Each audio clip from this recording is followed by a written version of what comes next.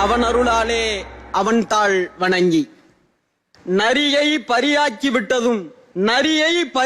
விட்டதும் பிட்டுக்கு மண் சுமந்து பிறம்படி பட்டதும் இறைவனே இறங்கி வந்து எழுத்தாணி தொட்டதும் வள்ளலார் சன்மார்க்க நெறி பெற்றதும் மனிதன் கடவுளுக்கு சொன்னதும் திருவாசகம். திருவாசகத்திற்கு உருகாதார் ஒரு வாசகத்திற்கும் உருகார் என்றால் அதன் சிறப்பு என்ன?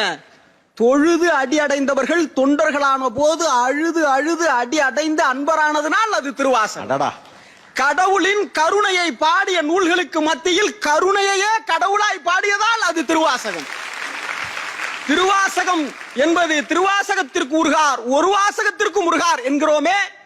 மாணிக்க வாசகருடைய திருவாசக அனுபவம் என்பது மறுமையை ஏற்பவர்களுக்கு மருந்து, மறுப்பவர்களுக்கு இம்மையிலேயே விருந்து.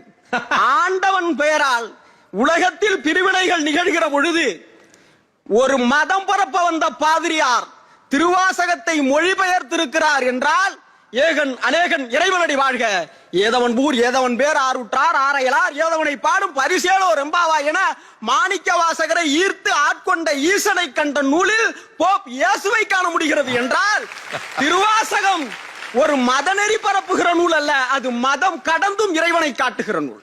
கலிலியோவும் கோப்பர்னிக்கல்ஸும் உலகம் உருண்டையானது என சொல்வதற்கு பல்லாயிரம் ஆண்டுகளுக்கு முன்னதாகவே அந்த பகுதியின் உண்டை பெருக்கம் அளப்பெரும் தன்மை வியப்பெரும் காட்சி என திருவாசகத்தில் பாடியிருக்கிறார் என்றால் வான் கலந்த மாணிக்க வாசகர் வானவியலை பாடியிருக்கிறார்.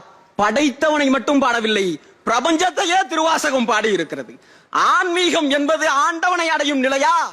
அது தன்னை உணரும் கலை. புல்லாய் பூடாய் புழுவாய் மரமாய் பல்மிருகமாய் பறவையாய் பாம்பாய் கல்லாய் மனிதராய் என உயிரின் தன்மையை பேசி இருக்கிறது திருவாசகம். உயிரை உணர்ந்தால் அவன் தன்னை அறிகிறான் என்று பொருள். தன்னை அறிந்தவனால் பிற உயிருக்கு தீங்கு ஏற்படாது. தன்னை அறிதல் தான் ஆன்மீகத்தினுடைய மையப்புள்ளி. அதைத்தான் திருவாசகம் பேசி இருக்கிறது. தன்னை அறிந்தால் பேதம் நீங்கும், பேதம் நீங்கினால் கருணை பிறக்கும், கருணை பிறந்தால் கண்ணீர் சுரக்கும்.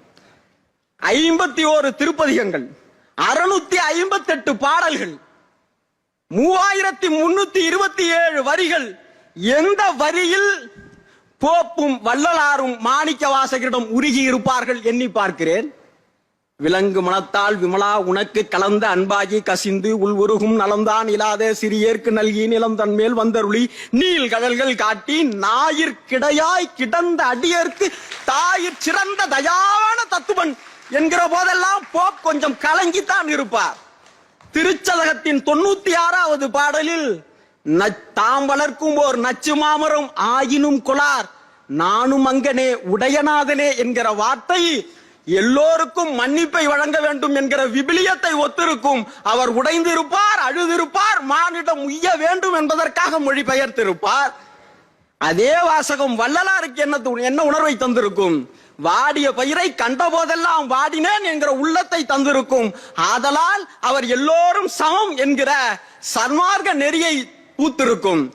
திருவாசகம் நமக்கு கூட ஒரு செய்தியை தருகிறது. உளவியலாய் இறைவன் நாம் ஏதோ ஒரு குற்ற உணர்ச்சியில் ஆட்படுகிற இந்த வாழ்வில் இறைவன் நம்மை மன்னித்து அருள்வான் என்கிற நம்பிக்கை சுய மன்னிப்பிற்கு வழிவகுக்கும். இல்லை என்றால் பாவிகளுக்கும் இறங்கக்கூடிய மனப்பக்குவத்தை நமக்கு தரும்.